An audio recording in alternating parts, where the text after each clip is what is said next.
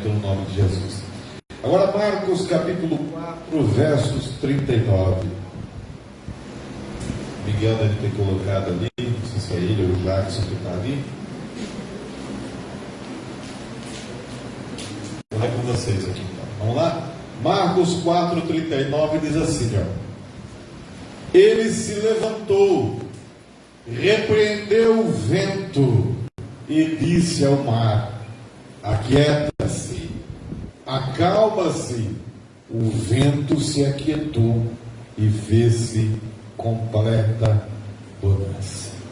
Amém? Novamente, Evangelho de Marcos, capítulo 4, versos 39.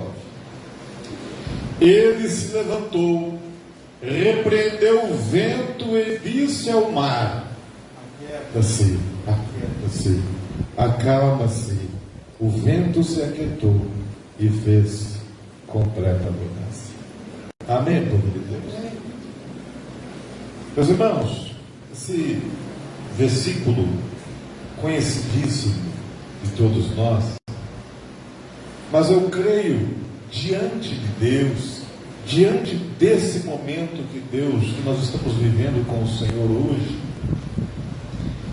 diante dos dias que nós estamos vivendo também, dias sempre houve o mal, né? Sempre houve as coisas não boas, sempre houve as coisas boas, mas o nível de medo, de sentir o medo, o nível, né? A sensação de insegurança, de medo, do mal, ela tem aumentado muito, muito na vida das pessoas, nas casas, nos lares. A gente tem vivido isso no nome de Jesus. E, infelizmente, mas Deus vai mudar no nome de Jesus. Agora eu quero falar uma coisa para você, para aquele que serve a Deus, para você jovem que está na igreja e amanhã vai entrar numa escola, e eu imagino os que frequentam a escola, e principalmente para as professoras, para aqueles que trabalham na escola, sentar no seu local de trabalho, já não basta as dificuldades naturais do ofício, ainda você convive com esse medo que ronda a nossa sociedade nesse momento, especificamente nesses lugares. Aí você vê malucos na internet colocando que vai invadir, que vai fazer isso. A gente trabalha na rádio aí, e infelizmente a nossa cidade tem divulgado muito isso. Imagine o coração dessas pessoas, imagine como é que anda o íntimo dessa pessoa que vai para um lugar e convive com esse tipo de medo. Imagine os pais que outra hora você não tinha esse medo de deixar o seu filho na escola, mas hoje você tem. Há 15 dias, há 10 dias atrás, acredito, não me recordo muito bem, há 10 dias atrás, eu estava aqui na igreja, era 7h30 da manhã, e eu tinha deixado a pastora do Frei, tinha deixado o Miguel no Frei, Miguel estuda lá, e o telefone tocou e falou: pastor, vem buscar o teu filho, porque a polícia está aqui, colocou no Face que vai invadir tudo. Eu, naquele momento, no intuito de pai, pego meu carro, fui lá para a escola. Quando eu cheguei lá, já tinha outros pais pegando os seus filhos. Eu peguei o meu também, levei para casa. Olha o nível de medo que nós estamos vivendo. Mas não só isso, em outras áreas também. Eu vejo pessoas hoje em dia com um nível de medo tão grande, tão grande, tão grande. Pessoas que estão com dificuldade hoje em dia, por exemplo, de ousar, de empreender, de começar alguma coisa. Por quê? Porque tem medo de não dar certo, tem medo da coisa não fluir, tem medo de tomar decisões e por coisas do passado, ou por frustrações, não prosperar. Existem pessoas deixando, irmãos, de viver uma vida de paz, deixando de viver uma vida de propósito, de sonhos, movido pelo medo. O medo é ruim? Não, o medo não é ruim. O medo, dentro do seu nível de normalidade, ele é até bom, porque faz a gente não ser tão doido, né? Não querer arriscar tanto, não ser responsável, faz a gente medir a possibilidade de riscos. O medo, dentro da sua normalidade, ele é bom. traz ali um sentimento de precaução, de cuidado para a gente. Agora, a grande dificuldade, o grande problema que eu vejo nessa vida e nesse nível de medo tão grande que nós temos vivido, é porque o medo ele tem sido maior do que outras coisas. O medo tem sido maior que a paz. Igual eu disse, eu deixei meu filho perder um dia de aula. Eu tirei meu filho da escola daquele momento. Por quê? Por causa do medo. O medo naquele momento, ele fez com que eu recuasse, ao invés de eu permitir que meu filho aprendesse, tivesse muito cuidado, eu tirasse da sala de aula, por causa do medo que eu senti naquele momento. E tantos outros é assim. O medo ele é prejudicial quando ele impede a gente de seguir o curso natural das coisas, quando ele impede a gente de ocupar os espaços que nós deveríamos. O medo ele é prejudicial quando ele impede você de viver sonhos que você deveria viver, de ter avanços que você deveria ter. O medo ele é prejudicial quando ele ocupa um espaço da sua vida e você não consegue ter paz consigo, ter paz na sua casa. Você não consegue ter uma convivência boa com o teu marido, com a tua esposa, por medo de perder, por medo disso, por medo daquilo. O medo é prejudicial, por exemplo, tem gente que tem tanto medo que às vezes ele tem um dinheirinho e ele podia fazer uma viagem, podia aproveitar, mas o medo às vezes de passar dificuldade faz aquela pessoa não viver o que ela poderia e teria a capacidade de viver. Então muito cuidado com o nível do medo, e ele tem sido terrível, irmãos. Tem avançado muito, infelizmente.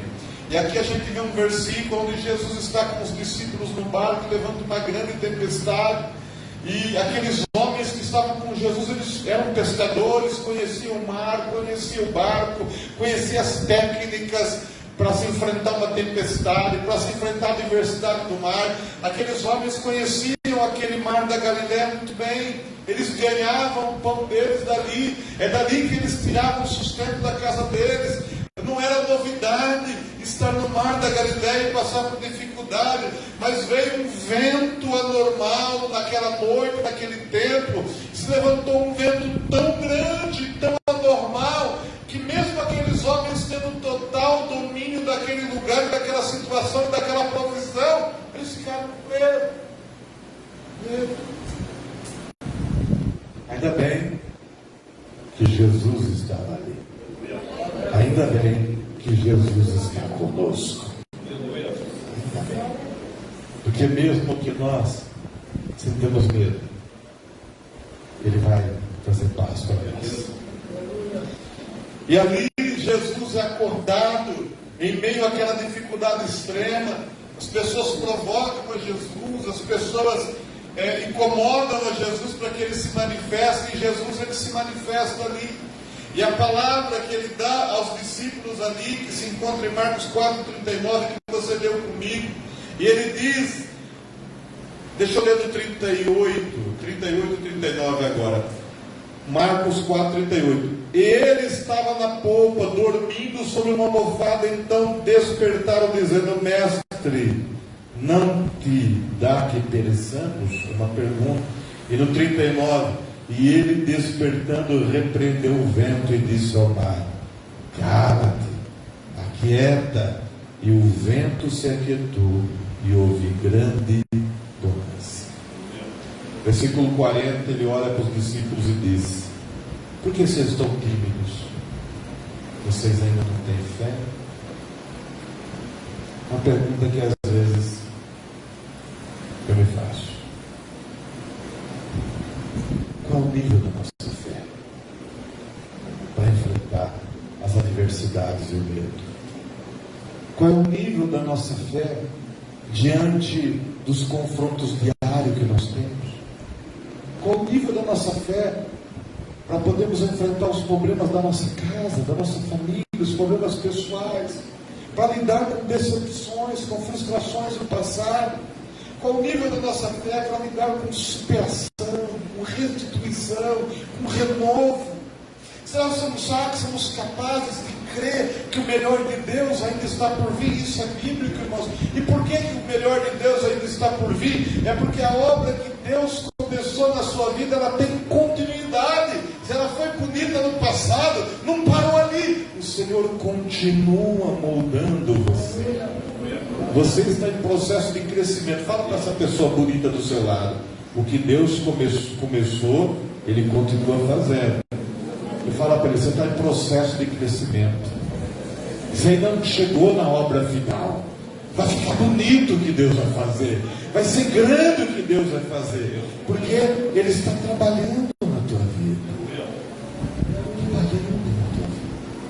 E ainda que nós humanos, nós não tenhamos a real noção do medo, da dor, da dificuldade, porque é claro, nós estamos debaixo do tempo, debaixo das limitações, mas o Deus que tudo pode, que tudo sabe, ainda que nós não compreendamos e que tem o controle de tudo, Ele controla inclusive isso, o medo.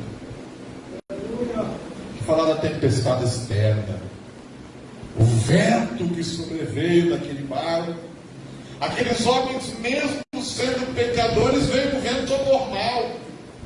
Eles conheciam os tempos, eles conheciam quando vinha a tempestade naquele região, nível com aquilo que o barco suportava. Não era tempo de tempestade, eles não teriam saído do barco, eles conheciam aquelas águas, eles conheciam o tempo. Um profissional, antes de começar a fazer alguma coisa, analisa os riscos, ele analisa se é possível, se vai dar certo ou não, porque os homens eram profissionais. Pedro, João, Tiago, eles tinham uma associação de pescadores na época, eles conheciam, mas mesmo sendo profissionais, experientes, aconteceu algo que foi além da perspectiva, e a vida atrás disso, irmão. Por mais capaz, por mais inteligente, por mais preparado, por mais cuidadoso, por mais que a gente planeje, nem sempre as coisas vão sair do jeito que nós queríamos. Ainda ontem, acho que ontem, não, antes de ontem, eu conversava com a minha linda esposa, a pastora Vanessa, e eu falava de alguma coisa que Deus propunha no meu coração, e ela, brincando comigo, falou: demorou. Eu falei: demorou? Aí depois eu conversando, agora conversando com essa gostosa, saudável, eu falei: teve coisas na minha vida que eu planejei muito bem, que eu tinha certeza que não ia dar errado, e deu. Por quê? Talvez não era a vontade de Deus, com certeza não era, porque Deus tinha outras coisas a meu respeito, ou porque Deus estava enxergando o que eu não enxergava. Eu enxergava números, planejamento, mas Deus enxergava o que estava fora do papel. E para poupar minha vida, poupar propósitos, Deus não deu certo. Errado, foi duro, sofreu, mas prevaleceu a vontade de Deus. Porém, houve coisas na minha vida que não era para dar certo, deu, que era coisas que não fechavam no papel, não batia, mas Deus determinou e deu certo. A construção da igreja, os terrenos que nós compramos, que o mais velho lembra, os valores não davam, não entrava no orçamento da igreja, mas nunca atrasou um mês, ele deu tudo certinho. Por quê? Porque Deus não dava no planejamento nosso, mas lá no céu já estava determinado que ia dar certo. Então, às vezes Deus tem coisas, irmãos, no tempo da gente, que Deus faz milagres. E as tempestades externas, eu quero recorrer agora àquilo que nos envolve, ao nosso contexto, àquilo que está ao nosso redor, seja no campo social, familiar, profissional, seja em nível de sociedade, Nós estamos nesse mundo perdido, embora a Bíblia diz que nós temos um lugar maravilhoso que nos espera, mas ainda estamos aqui, e por estarmos aqui, essas coisas respingam na gente. A gente sofre com a corrupção, a gente sofre com a insegurança, a gente sofre com doença, a gente sofre com o sofrimento dos outros. Acontece uma desgraça lá na China, na economia, a economia do Brasil sendo também. Ou seja, o nosso contexto está sujeito a trazer tempestades para a nossa vida, ainda que a gente achou que não ia dar. Existem tempestades externas, são aquelas que não é nós que provocamos, mas ela nos afeta. Não é nós que criamos ela, mas vamos ser tocados por ela, vamos ser afrontados por ela, vamos sentir ela. Daí vem aquele vendaval ruim. Só que você que é servo de Deus, você não vai sair desse mundo, e nem Deus vai criar esse mundo. Nós vamos também passar por essas coisas, mas você tem uma diferença. Primeiro, que Jesus está no barco com você. Essa é uma grande diferença. E a segunda, irmãos, você conta com a misericórdia e a graça. Sabe por que você é abençoado? Sabe por que a sua casa é abençoada? Sabe por que você teve muitos livramentos? Sabe por que coisas que eram para dar errado na sua vida e deram certo? Deus movimentou, Deus mexeu lá e deu certo. É porque a misericórdia e a graça de Deus, elas acompanham a tua vida. Fala para o teu irmão. Você pode não estar entendendo a conta, mas o resultado vai dar certo por conta da misericórdia e da graça. Misericórdia e da graça. A tempestade externa, ela existe e afeta todo mundo. Nós estamos nesse mundo sujeito a estas coisas. Porém, mesmo em meio a um caos, nós temos a misericórdia e a graça. É o Salmos 23, quando diz que nós podemos passar pelo vale da sombra da morte, mas o Senhor ali está. Nós não estamos livres do vale, nós não estamos livres da cova dos leões como Daniel, nós não estamos livres da fornalha como Sadraque, Mesaque e Abednego, o apelido deles, porque o nome deles era Ananias, Misael, Azarias, mas trocaram porque estavam num outro tempo. Nós não estamos livres dessas coisas. Porém, seja na fornalha, tinha um anjo. Seja na cova, Deus mandou um anjo para fechar a boca dos dois. Seja onde for, irmãos, a bênção do Senhor vai acompanhar a tua vida em nome de Jesus. A bênção vai te acompanhar. O que você está vivendo hoje não é o teu resultado final. O que você está sendo hoje não é o que não define o que você será. Talvez aconteceu algum desajuste, alguma tempestade, alguma coisa que tirou a sua paz, que trouxe dor de cabeça, que trouxe um transtorno momentâneo para você, mas isso vai passar, é passageiro. Isso não define você, não define tua história, não define o que Deus tem para você. O que vai preservar, o que vai prevalecer na sua vida não é uma tempestade, essa tempestade é passageira. O que vai definir, o que vai prevalecer na sua vida são propósitos do céu para você, em nome de Jesus. Tempestades são passageiras. Outro nível de tempestade com o Senhor é a interna. Eu falei da tempestade externa, do contexto, das situações que envolvem todos nós, que essas pessoas fazem a gente atingir.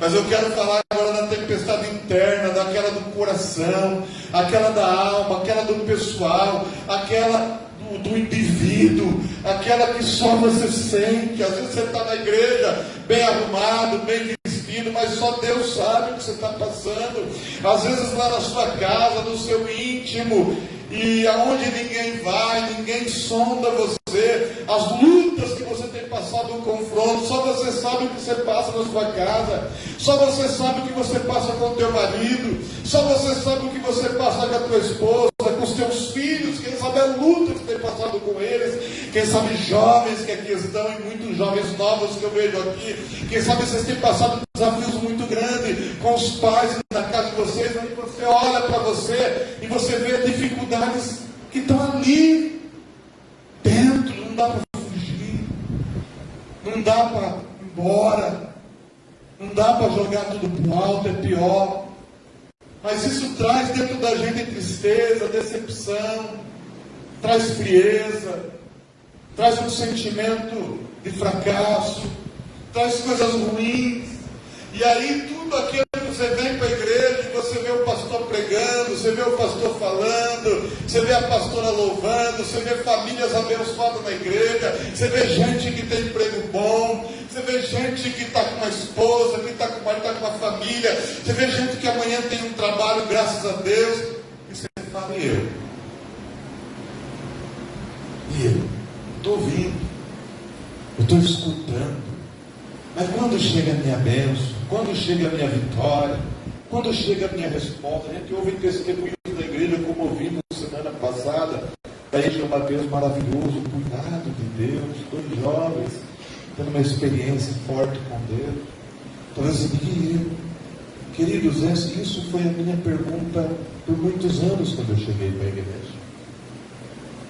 Quando eu cheguei para Deus, eu muito menino, muito novo, cheio de dúvidas, grandes problemas, grandes dificuldades, era um perdido no mundo grande, sem saber que caminho tomar, o que fazer, que decisão, sozinho, 14 anos de idade, um monte de frustrações e problemas e de dúvida, simples demais, humilde demais, e ali, medos, traumas, sem ministração nenhuma, sem direcionamento, mas no banco da igreja, ouvindo a palavra, lá no último banco, eu sentava lá porque eu achava que eu era muito pequeno, e lá no último banco da igreja, e eu via as pessoas na igreja, eu via aquela alegria, eu via aquela felicidade, eu via famílias reunidas, eu via pessoas com bom emprego, com bom trabalho, com todas as nossas dificuldades.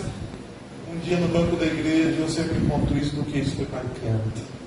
Eu olhei a igreja e falei, eu queria ser assim, eu vi uma família na minha frente, eu vi um pai bem arrumado, uma mãe bem arrumada, eu vi 2 filhos, eu vi uma família linda, eles louvando, e eu pensei, eles devem ter tido um dia tão gostoso, eles devem ter tido um dia de descanso, um dia de família, sem brigas, sem bebidas, sem vícios, sem guerras. Eu queria tanto ser assim. E a voz de Deus falou no meu ouvido, mas pode ser assim, pode ser assim, se você se entregar a mim, se você viver uma vida comigo. E eu não tinha aceitado Jesus ainda, mas eu entendi que eu tinha uma escolha, ou eu vivia o caminho de Deus e mudava a minha vida, ou eu ia viver o que o vento ia me levar a viver. Eu escolhi viver os caminhos do Senhor. Eu escolhi viver a casa de Deus. Tempestades, medo, dúvidas, inseguranças que eu trazia no meu coração, o Senhor foi tratando com o tempo. O Senhor foi desenrolando as coisas, foi acrescentando as coisas, não foi uma mágica, não, foi um processo, foi um tratar de Deus, foi uma entrega, foi um voto de confiança ao Espírito Santo, e até hoje Deus tem tratado essas coisas. Eu prego hoje talvez para pessoas que estão com o coração duvidoso, talvez eu prego para jovens aqui que acham que são mais um jovem num contexto de uma sociedade, que é mais um que vai entregar sua vida para os vícios, que é mais um que vai ter um casamento que não vai dar certo, que é mais um que se deu, não deu, que se vira, mais um não. Existem pessoas aqui hoje que Deus tem algo muito mais especial, muito melhor. Existem pessoas aqui hoje que Deus tem algo lindo para a sua vida, bonito na tua vida. Deixa Jesus acalmar a tempestade do teu íntimo e do teu coração. Eu prego para pessoas aqui hoje que talvez olham para trás e existem coisas que não deram certos. E talvez tem pessoas que olham para trás e ouvem sonhos que foram frustrados porque eles foram tentados, sonhados, desejados, mas não deu. Acabou, passou. Talvez tenha pessoas que estão aqui hoje que não creem mais nesse sonho encantado da Bíblia, nessa coisa maravilhosa que Deus dá. Mas eu quero falar uma coisa para você: o Senhor vai tratar a tempestade do teu coração e você vai ter paz, você vai ter força, você vai ter convicção, porque Deus vai tratar de dentro para fora, de dentro para fora. dentro, Senhor. Eu falei de coisas que Deus tem que tratar dentro da gente. Quando Deus trata dentro, irmãos, não tenha medo. Falei da função da igreja. Quem é mais velho da igreja sabe disso. A gente tem igrejinha aqui embaixo. Dia 1º de maio de 2012. Ia começar a vender os terrenos. No dia 2 de maio, dia 1º era feriado. Eu não dormia aquela noite, porque eu queria comprar os terrenos. Nós tínhamos um acordo com um empresário, uma pessoa, de uma facilitação. E eu coloquei toda a minha esperança naquele acordo, naquela pessoa, porque era uma palavra tratada. Mas naquela madrugada, orando, Deus, é amanhã eu vou correr atrás e vai dar tudo certo, e Ele vai cumprir o papel. Então, às vezes a gente ouve a voz de Deus, irmãos, e às vezes ela acalma a gente. Mas de vez em quando a voz de Deus, Deus revela umas verdades que assustam a gente. Naquela madrugada Deus me assustou. Deus falou, Ele não vai cumprir. A minha esposa aí, falei, Deus, não brinca, não fala isso, não vai. Mas pai, como é que vai fazer? Deus falou, não, quem vai comprar esses terrenos vai ser os meus filhos, vai ser os meus servos, com os dízimos e ofertas. Quem que lembra desse tempo? E Deus, está tudo certo. Mas a gente sempre tem um caminho mais fácil, não é assim, irmãos? Mais fácil é vir correr a quem tem dinheiro, a quem pode. O pessoal trabalha pouco, o pessoal tem dificuldade. Eles já ajudam na igreja, o valor não dá para fazer mais essas contas altas. Eu vou abençoar. Irmão, ali na hora eu tremi, mas depois em meio a tanta oração naquela madrugada, veio uma paz tão grande. Veio uma certeza tão grande. Veio uma convicção de que Deus, aquela tempestade, ao mesmo tempo que eu achava que aquela pessoa ia ajudar, mas aquela dúvida, por que eu não dormia à noite? Porque no íntimo meu, eu sabia que alguma coisa estranha estava no ar. Olha, Deus falou que Ele não ia cumprir. A princípio eu fiquei assustado, mas depois, no meio de oração, de clamor, o meu coração foi tomado de uma confiança, de uma fé tão grande, mesmo os números não batendo, mesmo sabendo que seriam meses de grande dificuldade, de grande desafio. Mas o Senhor acalmou aquela tempestade que estava ali dentro, irmãos. E aquele coração cheio de medos e tempestade foi tomado por bonança, por calma. Irmão, eu saí da minha casa às 6h30 da manhã. Eu fui direto na imobiliária concreta. Falei, dá o mapa. Comecei a ver onde que tem área verde, onde que é assim. Separa esses dois terrenos. Depois, um ano depois, a gente comprou o terceiro. Que daqui a pouquinho eu estou aqui para nós comprar um terreno. Debaixo dessa palavra. E deu tudo certo no nome de Jesus. E foi do jeito que Deus mandou. Você pode aplaudir a Jesus. Por que eu digo isso? Porque talvez o teu coração esteja tomado de uma tempestade, de um tempo de turbulência. Mas esta noite Deus chegou aqui para acalmar lá dentro, para acalmar o teu interior, para acalmar a tua alma. Ainda que você olhe aos lados e você não veja por onde. E isso está falando, pastor, está piorando. Irmão, é quando piora que Deus está agindo. É quando piora que Deus está movendo. É quando as nossas forças não são suficientes. Aí é que entra a força, a graça, a justiça, o mover, o trabalhar de Deus. É quando a gente tira a mão da gente. É claro que existem situações que são intransferíveis, são responsáveis do dia a dia que você tem que fazer, mas existem propósitos, coisas pontuais, que Deus quer nos mostrar algo, que Deus quer mover alguma coisa, e nessas horas difíceis, a grande dificuldade é a tempestade que se levanta no nosso coração. Mas eu quero falar uma coisa para você: Jesus vai acalmar a tempestade do coração e da alma. Aquieta o teu coração. Aquele que começou a obra, Ele vai concluir no nome de Jesus.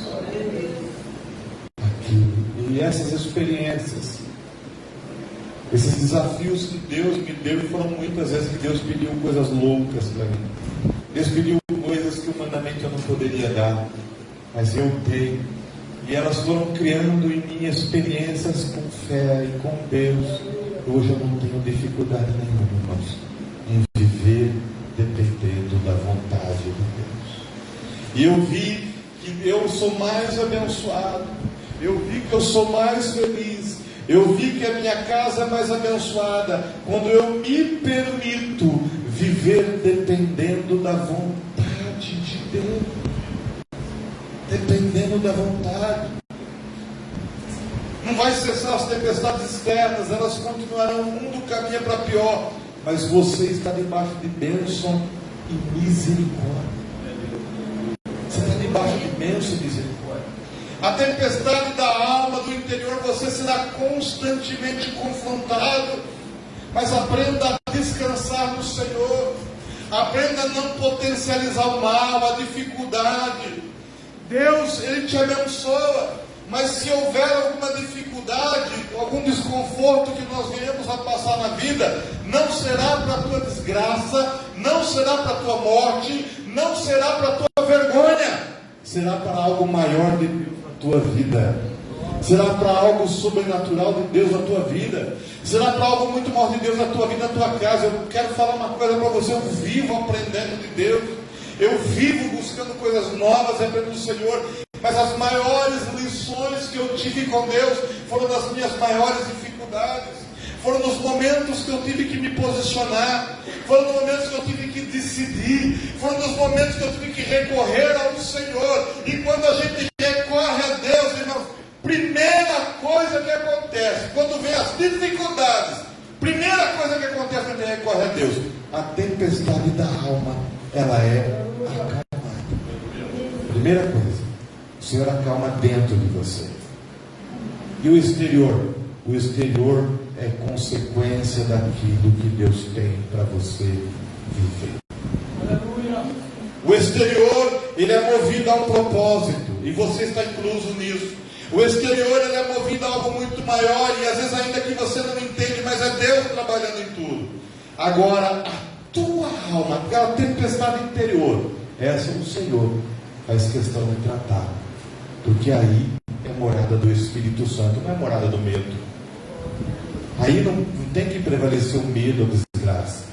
O que prevalece aí no teu íntimo é o Espírito Santo de Deus. Você pode aplaudir Jesus?